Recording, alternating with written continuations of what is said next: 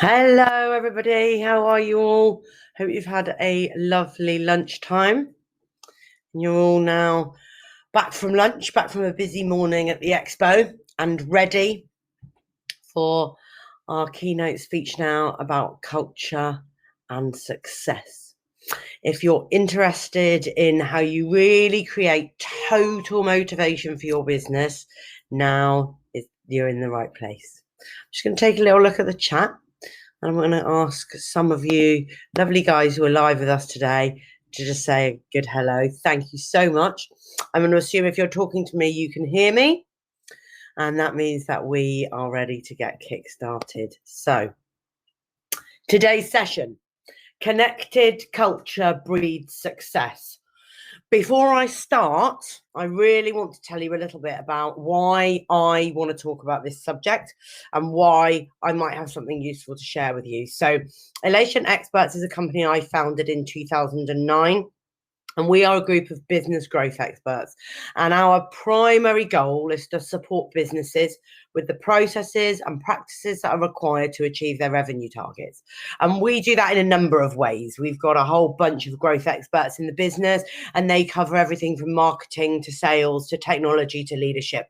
There's a number of areas that you might want to focus on if you are looking to generate more revenue. And that's the job of any good growth agency. This particular piece around culture is the thing that I am most passionate about. So I firmly believe that a high-performing business has a very specific type of high-performing culture, a culture that allows every human being to thrive. And at Elation, we use the phrase, your business is a community of human beings. If you treat it as such, then it will thrive. So I am always really focused on how businesses create that community of human beings and allow them all to exist in an environment that really allows them to reach their potential. And at Elation, we have a model that we call the total motivation model. And that model teaches you exactly the building blocks of a culture that's really powerful and really effective. And then in March last year, how we apply those things got completely turned on their heads.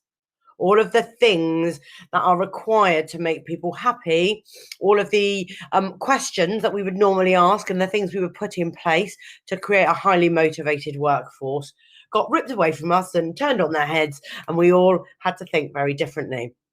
So I have spent, since March of last year, a huge amount of time sitting on panels, interviewing business owners, assessing and evaluating organizations to understand really, as we've had to move into a more agile and adaptive style of working, as we've had remote working, home working, hybrid working, backseat of the car working, all of the other types of working that we've had to put in place in the last 12 months, what's gone really well for businesses and what have businesses done, and they've really nailed it, and they've managed to remain connected to their people regardless of the working environment. And whatever happens going forward, this idea of hybrid and agile working has become more and more a part of our lives. So today I'm going to take you through the 4-step total motivation model.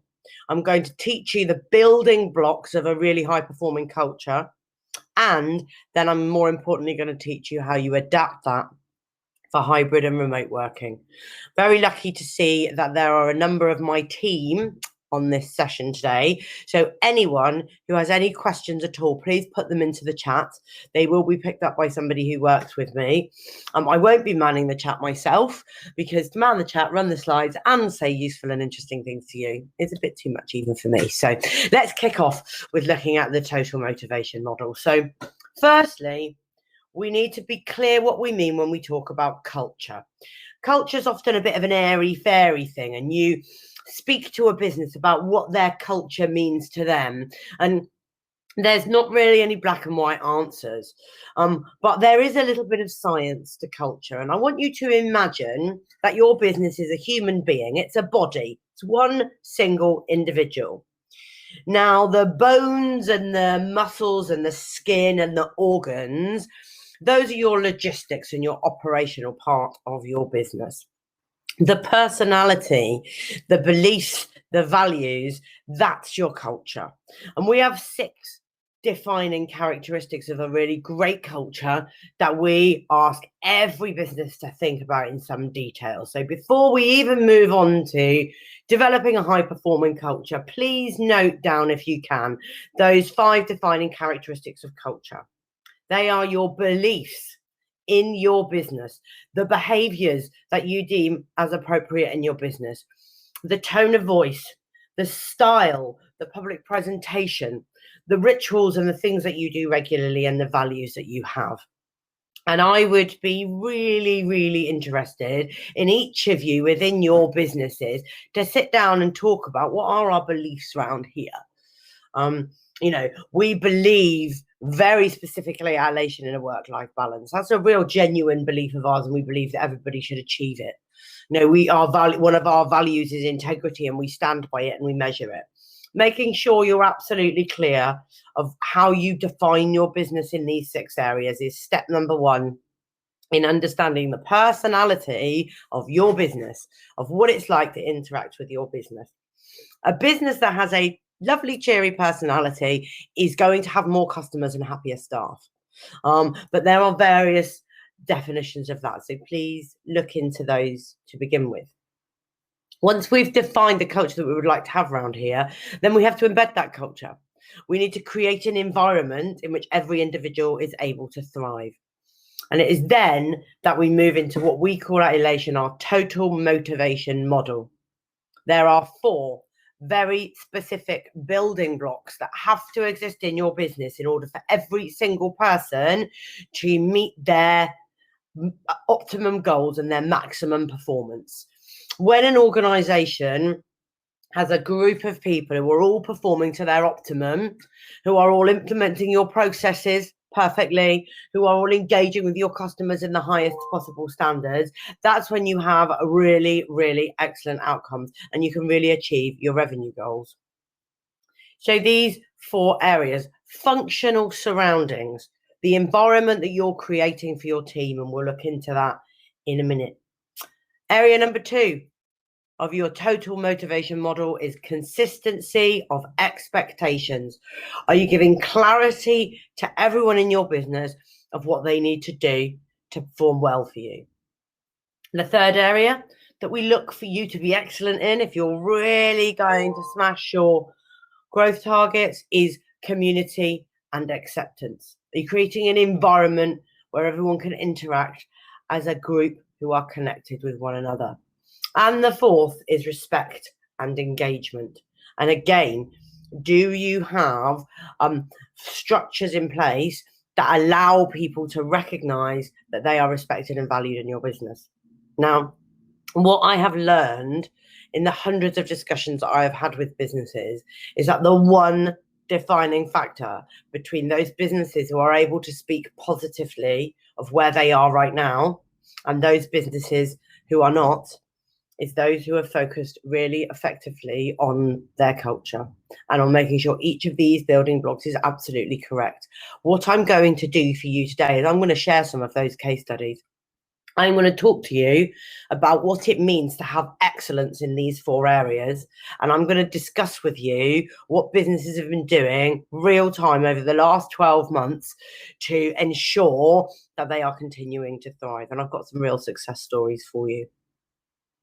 So all well and good talking about this total motivation model, and we've always applied this model. We've known for many, many years now at Elation that getting those 4 things really, really correct is the key to business success. But what about applying that in the remote working environment? How do we drive this culture of connectedness, this culture of high performance in an environment where we have less contact and we have a distributed workforce? Let's dig into that. That's what I want to share with you today. I hope you've got a pen. I'm going to share with you the theory behind our model, but I'm also going to share with you some real life examples of businesses who have really taken their cultural approach to the next level and have seen a business really thrive. So area number 1, functional surroundings. This one's fairly basic, and this is the first need that you need to meet in your business. Now, when we're all working in our own office spaces, this was a fairly easy one to judge. You walk into a working environment and it's well designed and it's clean and it's tidy. Everything looks up to date and well maintained. There's easy access to refreshments. There's air conditioning where appropriate and heating where appropriate. It's an environment that's conducive to comfort.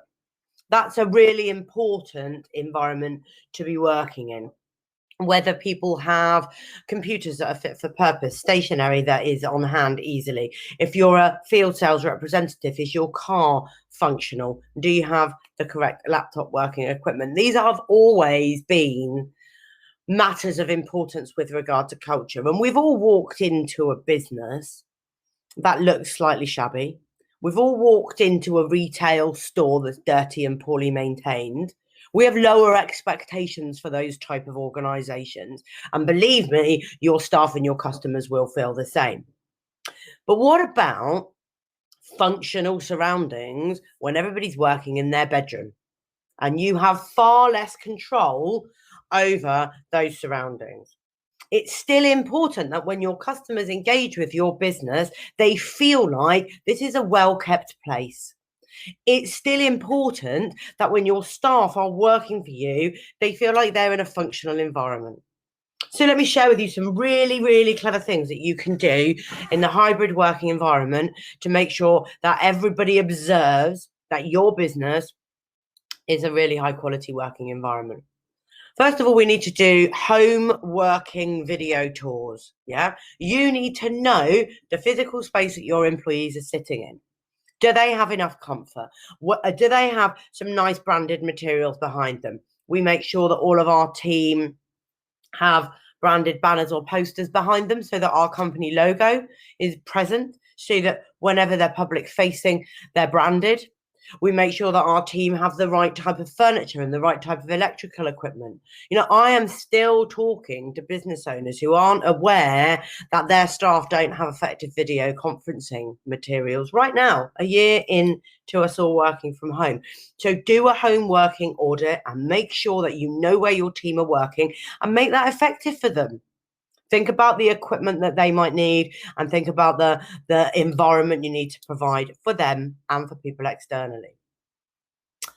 The other thing that you can think about is how you are making sure that they have the right access to refreshments. You know, I have seen some absolutely wonderful work done from businesses who have sent working lunches and had them delivered to their teams, had a beer delivered for a Friday afternoon chat, in the same way that they need to be able to walk to the water cooler in your office or go to the coffee machine and have a really nice coffee. They still deserve these provisions when they're not working from your office environment. So be innovative about how your business can have an impact on what it's like to be sitting in your business at home. One of my clients did an absolutely wonderful activity. They sent all of their employees home a roll of gaffer tape that was branded with the company logo, and they asked them to mark out their working space so that every member of their team walked into work every day. It's tiny touches like that that make sure that your team know that they're still working for your company, even when they're not in your physical space. So functional surroundings, think about it, invest in it, get it right. Area number 2. Consistency of expectations. I'm going to ask you to make sure your questions are coming through in the chat. My team will be there to make sure you get them right. It's a basic human need to have security, clarity, and comfort. When we step outside of our comfort zone and we don't really know what we're doing and we're not certain that we're performing as we were meant to perform, we tend to feel very uncertain. Yeah, a lack of clarity leads to inevitable underperformance. So what you expect of your team and what they expect of you as a business is an absolutely fundamental part of building a high-performing culture. And again, in the office environment, there's things like dress code. How does everybody show up round here? What time do we start work? Are people punctual back from their lunch breaks? You know, the way that you behave in your office is a really contributing factor to this. But there's also the processes and practices that your team are expected to implement. There's also the client management expectations that you have of them. Now, one of the things that everybody needed to do is recognize the need for agility. If you've got people working from home in their home environment, you need to have created a bespoke set of expectations for them. If I've got 2 children under 3 and 5 cats in my environment, I have influencing factors in my working life that others might not have. How have you set those expectations? My favorite clients have said to me, we've just started to manage by objective. Our expectation is that the work is finished within the deadline.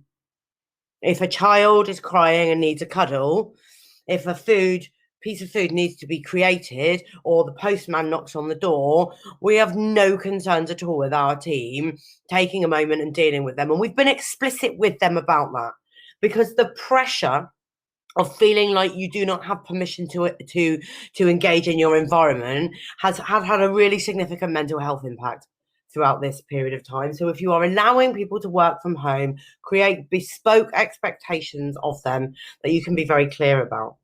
Do you have new office hours? Do you have new working hours? What are your expectations around when breaks are taken? All of these things are absolutely fundamental. And where we've seen real impact here is in very clever technology. When you are sharing a task with another set of human beings and you aren't in the same room as them, the expectations around who is doing what and when need to be carefully managed electronically. So really great communications platforms, really great project management, really great task sharing. We have in our business milestones around the pieces of work that need to be done. And we can allocate a piece of work to someone and then it moves on to the next milestone and it becomes somebody else's piece of work. We're agile. We have tailor-made solutions and we know when a task needs to be done. I saw some fantastic pieces of work done with businesses who created home working expectation documents.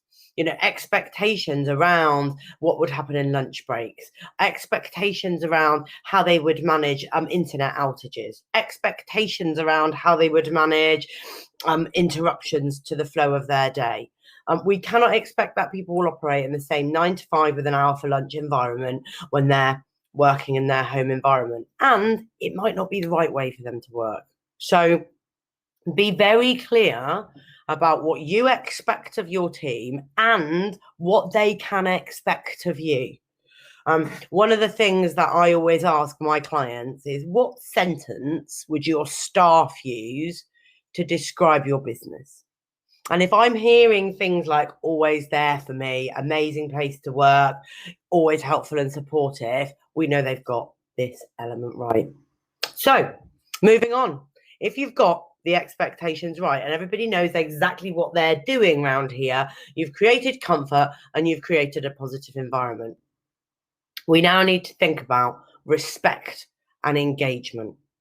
And this is where the human influence becomes more and more and more important. So the challenges of remote and hybrid working become more and more and more significant. In order for a human being to really thrive, they have to have 3 things in place in their working environment. And these are our drivers or our motivators for success.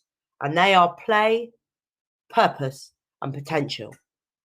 So we need to know we're having fun at work. We spend half of our lives at work. If we're not enjoying it, that's a problem. And I don't mean we all need to have on clown outfits and be doing funny jokes all day long, but we need to get some sense of positivity out of being in that environment. We need a sense of purpose. We need to know that we're adding value. We need to have that value recognized, and we need to really see that the efforts of our work are being rewarded. We say to young children all the time, that which gets rewarded gets repeated. The same applies to adults as well. And the third is potential. I need to know that what I'm investing my time in here is leading me to a place that's good or better. Yeah. So respect and engagement are tangible feelings that your staff have to feel when they work with you. It's really important that they need to enjoy their role. They need to add value. They need to be aware of positive outcomes. How can we do this in an environment where people are sitting distributed around the country and we don't have the ability to engage in the real ways? Well, there's tons of ways. You need a culture of feedback in your business. Highly ambitious people want to have their mistakes corrected.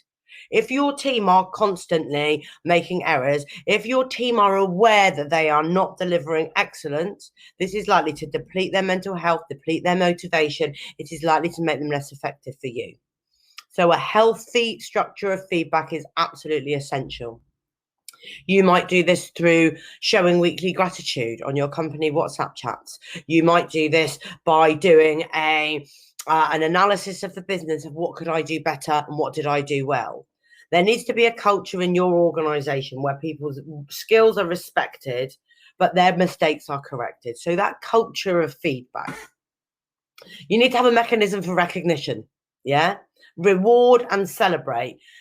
Never more has it been relevant to tell your people how grateful you are for what they are doing.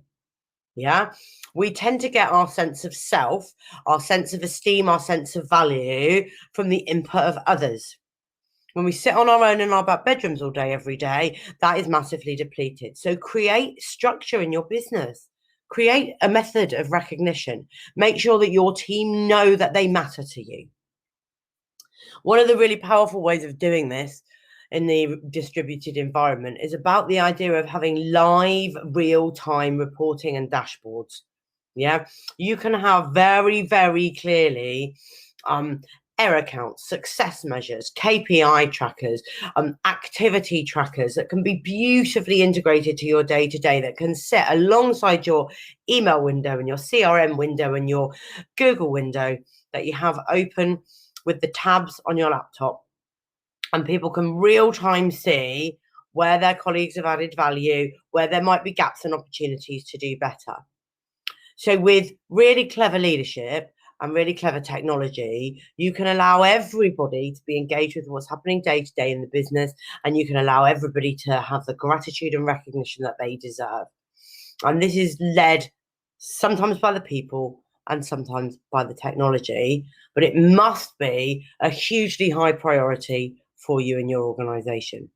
So now we move on to our fourth and final building block of total motivation, the things that your team have to have in order to make sure that they really are thriving. And that is community and acceptance. And it won't be challenging for any of you to realize that this is one of the most challenging areas. To build a community of people in a distributed way is a constant challenge. Anyone here who's ever thought about or had the opportunity to manage a remote working sales team will know that 80 people in different corners of the country are hard to unite. But what it needs is innovation, real innovation. So it's so important that feeling part of something is something that we make a very high priority. And obviously, we can do some great work. I've just seen something fabulous from Ian here, bring people together in the same room. That use of technology around giving you the sense that you are engaged with others and you are part of a community and a team is hugely powerful. And I love that, and I will absolutely make sure to look at it. And I think that's absolutely fabulous. Thank you for putting that in the chat.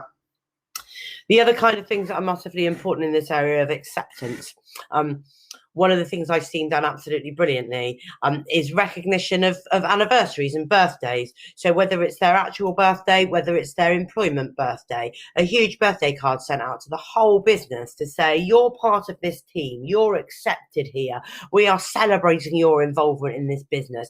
And a practice has been set up in a number of the businesses that we work with, that on everyone's actual birthday and work birthday, the whole company receives a celebration of their involvement in the business. I've seen some really fantastic interactive presentations that have been done that have been shared with everybody in the business on a Monday. And they've been a combination of some slide deck material, some video material, and they have shared with everybody in the organization, anybody who's joined the business, any recruitment that's happening. They've shared key takeaways that have happened throughout the week. They've been funny personal things like cakes that people have baked, and they've been really serious business critical things like KPIs that have been achieved. It means that everybody continues to have that sense of understanding of what's happening in the business. So much of our sense of community happens around the water cooler in a business, or the coffee machine, or the cigarette break area, wherever we all congregate as a team. Creating mechanisms for congregation is really important. Don't underestimate the power of short videos. I absolutely love to see a little video of what my team have been up to. If I do a particularly interesting project, I will send a recording of that project. If one of our team is doing a particularly complex piece of work, they might record their screen and share it with the rest of the business. How can we make people feel like they're looking over our shoulders and they're part of our team? And then aside from that, you want to think about the more social elements of community. You want to think about team lunches. You want to think about how you organize one-to-one coffee breaks. We have a lovely practice in one of my clients' businesses where every time one of their team pops away to make a cup of coffee, they'll pop into the chat, just making a cup of coffee. Anybody want to join me? And they'll take 5 minutes to have a little chat over their coffee. These things are natural human behaviors when we're in the same location, but we can, if we're clever, replicate them outside of those locations. And one of my very favorite around community and acceptance is the idea of a walk and talk. One of my largest clients is a very big pharmaceutical company, and they have a huge number of team members who have all been sent to the four corners of the aisle. And at least once a week, every manager does a half an hour walk and talk with their team members. The team member has to get up from their desk. Ideally, they walk outside. If it's horrible weather, they don't have to. And they have a one-to-one conversation that is not computer-based, that requires that person to get up and walk around. Often those leaders will ask about the scenery that they're seeing. Often the leaders will be encouraging them to push their children on the swings when they go on that walk. It's as much about connection as it is about business. These 4 building blocks can be our laser focus when we're thinking about how we can build a really connected culture, even within the hybrid working environment. So let's recap.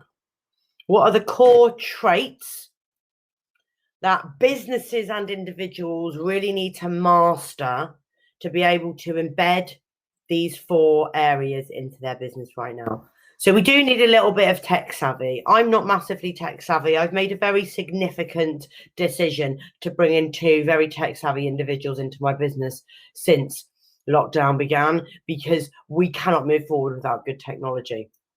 We need innovation and creativity to see how we can replicate natural human behavior when we exist in a group to when we are acting in a one-to-one environment.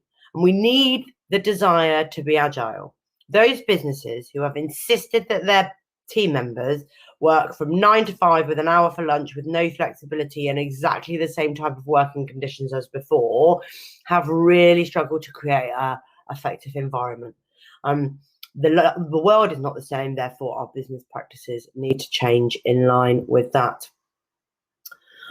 What other characteristics would you be looking for to be sure you have what it takes to embed the right kind of culture? We're talking here about being authentic and empathetic. We're talking about fostering accountability.